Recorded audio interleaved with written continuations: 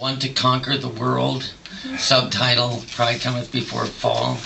But I did have one poem before I begin on that came to me yesterday morning, I think it was, right, Linda? Yes. They went to the tower together to gather the tokens of time, discussing delusions and dark plans that deceptive demons design.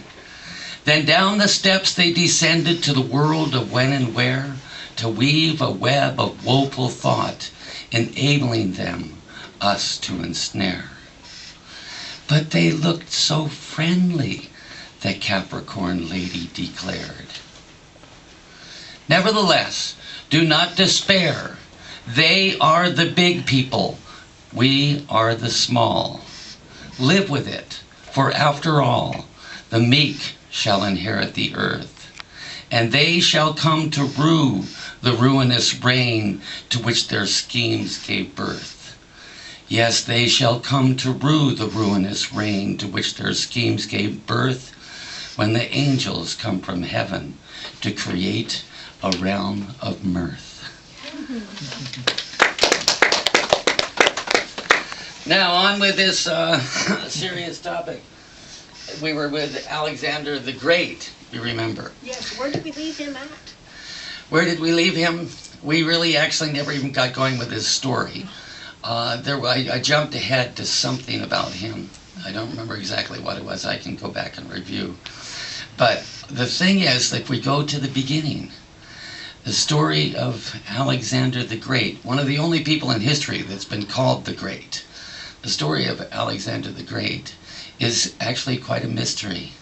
But there is one thing we know from history, that is that his father was Philip of Macedon, who fought hard for high stakes. And his mother was a priestess of the goddess, who liked to live with snakes. Sleep with snakes, actually.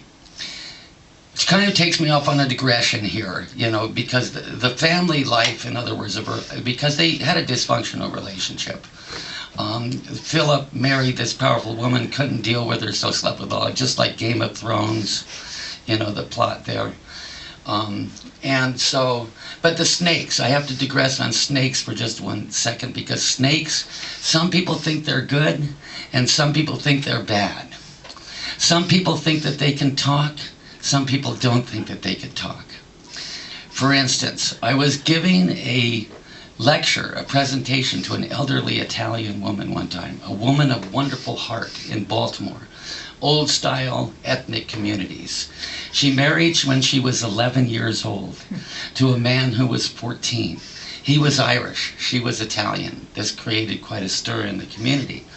Anyway, by the time I knew her, she was in her 60s, and she had a ton of children and great-grandchildren, grandchildren too.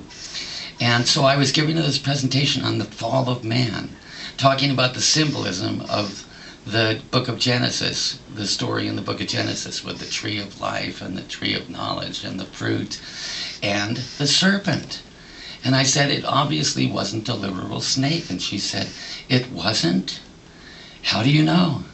And I said, because snakes don't talk. And she said, they don't? And so I said, no, they don't. Snakes don't talk.